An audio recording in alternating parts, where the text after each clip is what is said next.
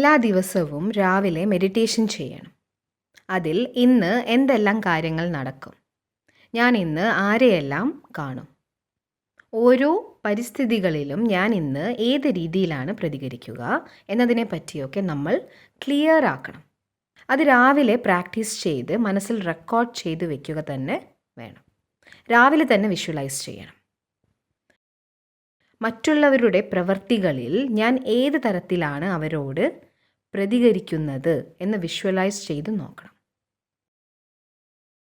നമ്മൾ ഒരു തവണ അത് റെക്കോർഡ് ചെയ്ത് മനസ്സിൽ വെച്ചാൽ പിന്നെ ദിവസത്തിൽ ഏതെങ്കിലും ഒരു സമയത്ത് ആ സീൻ നമുക്ക് മുന്നിൽ വന്നാൽ നമ്മൾ റെക്കോർഡ് ചെയ്ത് വെച്ചത് പ്ലേ ആവാൻ തുടങ്ങും.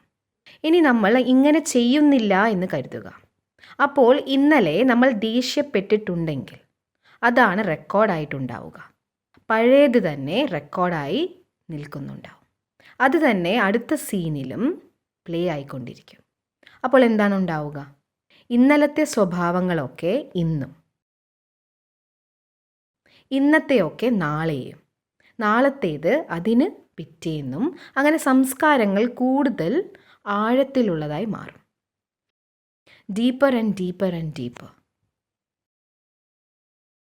പിന്നെ നമ്മൾ പറയാൻ തുടങ്ങും, മുമ്പൊക്കെ കുറച്ച് ദേഷ്യമേ ഉണ്ടായിരുന്നുള്ളൂ, ഇപ്പോൾ ദേഷ്യം വല്ലാതെ അധികമായിട്ടുണ്ട്. ഇതൊക്കെ എത്രയധികം ഉണ്ടാവുന്നുവോ എൻ്റെ ഫ്രീക്വൻസി അത്രയധികം ഡൗൺ ആയിക്കൊണ്ടേയിരിക്കും. ഫ്രീക്വൻസി എത്ര ഡൗൺ ആവുന്നുവോ എൻ്റെ ഹീലിംഗ് പവർ അത്രയ്ക്ക് കുറഞ്ഞു കുറഞ്ഞ് വരികയും ചെയ്യും. നമുക്ക് ഇതൊന്നും ആവശ്യമില്ല. That's not what we want. ഇതെല്ലാം നമുക്ക് ആവശ്യമില്ലാത്ത കാര്യങ്ങളാണ്. അതുകൊണ്ടാണ് നമുക്ക് നോ ആങ്കർ സോൺ ക്രിയേറ്റ് ചെയ്യണം എന്ന് പറയുന്നത്. എല്ലാ ഹീലിംഗ് സെൻറ്റേഴ്സും പീസ് സോൺസ് ആയിട്ടല്ലേ കണ്ടിട്ടുള്ളത്? Peace zone. പഴയ കാര്യങ്ങൾ എന്തെങ്കിലും നിങ്ങൾ മനസ്സിൽ വയ്ക്കുന്നുണ്ടോ, കൊണ്ടു നടക്കുന്നുണ്ടോ? പഴയ കാര്യങ്ങൾ നമ്മുടെ എനർജി ഫീൽഡിനെ ഡിപ്ലീറ്റ് ആക്കും. ഇത് അവരന്ന് അങ്ങനെ ചെയ്തു, കഴിഞ്ഞ കൊല്ലം അങ്ങനെ ചെയ്തു, 10 വർഷം മുമ്പും അങ്ങനെ ചെയ്തു. അങ്ങനെ മനസ്സിൽ പലതും പിടിച്ചു വെച്ച് നടന്ന് നമ്മുടെ എനർജി തന്നെ ഡൗൺ ആവുന്നു. ഇങ്ങനെ മനസ്സിൽ പലതും മുറുകെ പിടിച്ച് ജീവിക്കുന്നത് കൊണ്ട് വല്ല ഗുണവുമുണ്ടോ? ബെനിഫിറ്റ് വല്ലതുമുണ്ടോ?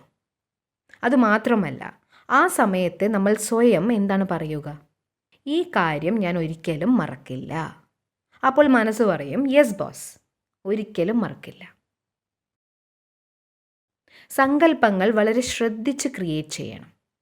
ഈ കാര്യം ഞാൻ ഒരിക്കലും മറക്കില്ല എന്ന് പറയുന്നത് പോലെ ഈ ഒരു കാര്യം ഇനി മനസ്സിൽ വെക്കുകയില്ല എന്നും പറയണം. അപ്പോഴും മനസ്സ് ശരി, അങ്ങനെ ആവട്ടെ എന്ന് പറയും. ഇത് എൻ്റെ മനസ്സാണ്, ഞാൻ പറയുന്നതാണ് എൻ്റെ മനസ്സ് അനുസരിക്കേണ്ടത്. എന്നാൽ നമ്മൾ വീണ്ടും വീണ്ടും എഫർമേഷൻസ് കൊടുക്കും. അവർ പറഞ്ഞത് തന്നെ അങ്ങനെയാണ്, അതുകൊണ്ട് ഞാൻ അതൊരിക്കലും മറക്കില്ല. അവർ പറഞ്ഞത് അങ്ങനെയാണ്, അതുകൊണ്ട് ഞാനിത് ഒരിക്കലും മറക്കില്ല. പിന്നെ മറ്റാരോടെങ്കിലും ഇത് സംസാരിക്കുമ്പോൾ ഇത് തന്നെ പറയുന്നു.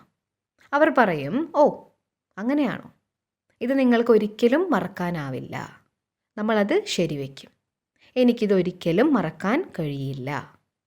ഇത് റിപ്പീറ്റഡ് ആയിക്കൊണ്ടേയിരിക്കുന്നു. ഇതും ഒരു എഫർമേഷൻ തന്നെയാണ്. 5 ദിവസത്തേക്ക് ഒരു എഫർമേഷൻ ചെയ്തു നോക്കൂ. Past is over, I release, it's finished, I am a healer. എൻ്റെ കഴിഞ്ഞ കാലം കഴിഞ്ഞുപോയി, ഞാൻ അവയെല്ലാം വിട്ടുകളയുന്നു, അതെല്ലാം കഴിഞ്ഞുപോയി. ഞാൻ സ്വയം സാന്ത്വനിപ്പിക്കുകയാണ്. 5 ദിവസത്തിൽ പാസ്റ്റ് ക്ലിയർ ആവും. സങ്കല്പങ്ങൾ വളരെയധികം ശ്രദ്ധിച്ച് സൃഷ്ടിക്കണം. എൻ്റെ സങ്കല്പങ്ങളിലൂടെയാണ് എൻ്റെ ലോകം ഉണ്ടാവുന്നത്. എൻ്റെ സങ്കല്പങ്ങളിലൂടെയാണ് എനിക്ക് ചുറ്റുമുള്ള ലോകം ഉണ്ടാവുന്നത്.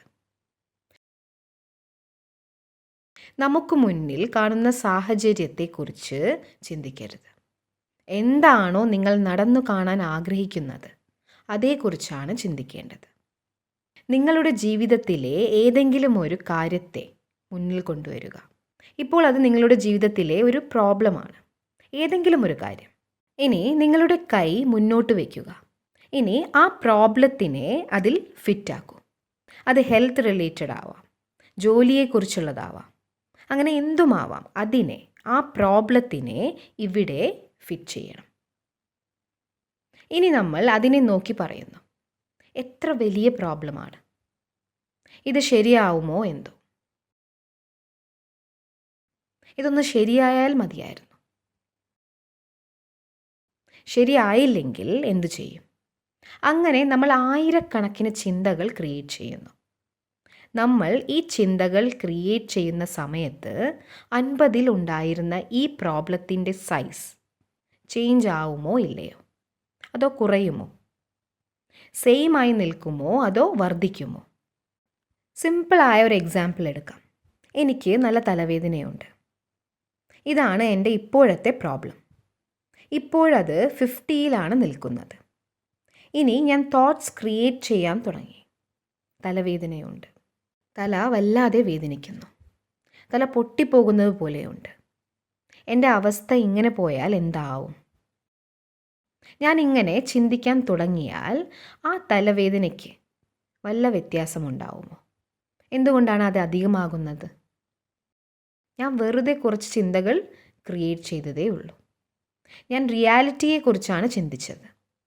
വേദനയുണ്ടെങ്കിൽ അത് തന്നെയല്ലേ പറയുക. സത്യമായ കാര്യം മാത്രമേ ഞാൻ പറഞ്ഞുള്ളൂ. എനിക്ക് നല്ല തലവേദനയുണ്ട്, അതാണ് ഞാൻ അങ്ങനെ പറഞ്ഞത്. അതാണ് സത്യം. അതുകൊണ്ട് അത് അധികമാവേണ്ട കാര്യം എന്താണ്?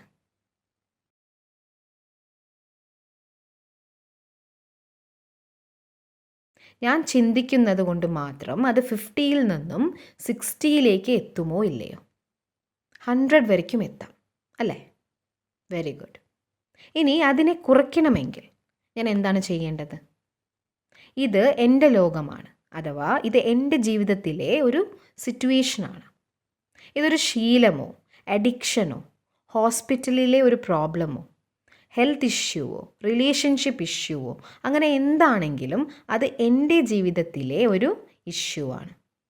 ഇത് എൻ്റെ ലോകം, എൻ്റെ സൃഷ്ടിയാണ്. This is a problem in my outside world. ഇതേക്കുറിച്ചാണ് ഞാൻ ചിന്തിക്കുന്നത്. അതുകൊണ്ട് തന്നെ എൻ്റെ ലോകം അല്ലെങ്കിൽ എൻ്റെ സിറ്റുവേഷൻ എങ്ങനെയാണോ അതുപോലെ തന്നെ ഞാൻ സങ്കല്പങ്ങളും ഉണ്ടാക്കാൻ തുടങ്ങി. തലവേദനിക്കുന്നു എന്നത് എൻ്റെ സൃഷ്ടി അഥവാ സിറ്റുവേഷനാണ്. തലവേദനയുണ്ട്, അതുകൊണ്ട് ഞാൻ എൻ്റെ സിറ്റുവേഷൻ എങ്ങനെയാണോ അതുപോലെ തന്നെയുള്ള സങ്കല്പങ്ങളും ക്രിയേറ്റ് ചെയ്യാൻ തുടങ്ങി. സയൻസ് എന്താണ്? സങ്കല്പങ്ങളിലൂടെ സൃഷ്ടി അഥവാ നമ്മുടെ ലോകം ഉണ്ടാവുന്നു എന്നതാണ് സയൻസ്. ഞാൻ സങ്കല്പിച്ചത് എന്താണ്? തലവേദനിക്കുന്നു എന്ന് ഞാൻ സങ്കല്പിച്ചു. അപ്പോൾ എൻ്റെ സൃഷ്ടി എന്താവും? തലവേദനിക്കും, അത് നിലനിൽക്കുകയും ചെയ്യും. അതേക്കുറിച്ചുള്ള സങ്കല്പങ്ങൾ തന്നെ ഉണ്ടാക്കുമ്പോൾ തലവേദന എന്തായി മാറും? ഇക്വേഷൻ ഓർമ്മ വെച്ചുകൊണ്ട് സങ്കല്പങ്ങൾ സൃഷ്ടിക്കണം. ഞാൻ ചുറ്റുമുള്ള ലോകത്തെ നോക്കി അഥവാ ഈ സൃഷ്ടിയെ നോക്കി സങ്കല്പങ്ങൾ ക്രിയേറ്റ് ചെയ്താൽ സൃഷ്ടിയിലുള്ള പ്രശ്നങ്ങൾ ഇൻറ്റൻസിഫൈ ആവും. അവ പൂർവാധികം വർദ്ധിക്കും. കാരണം സയൻസ് തന്നെ അങ്ങനെയാണ്. Vibration will influence the reality. Vibration യാഥാർത്ഥ്യത്തെ സ്വാധീനിക്കും എന്നതാണ് സയൻസ്.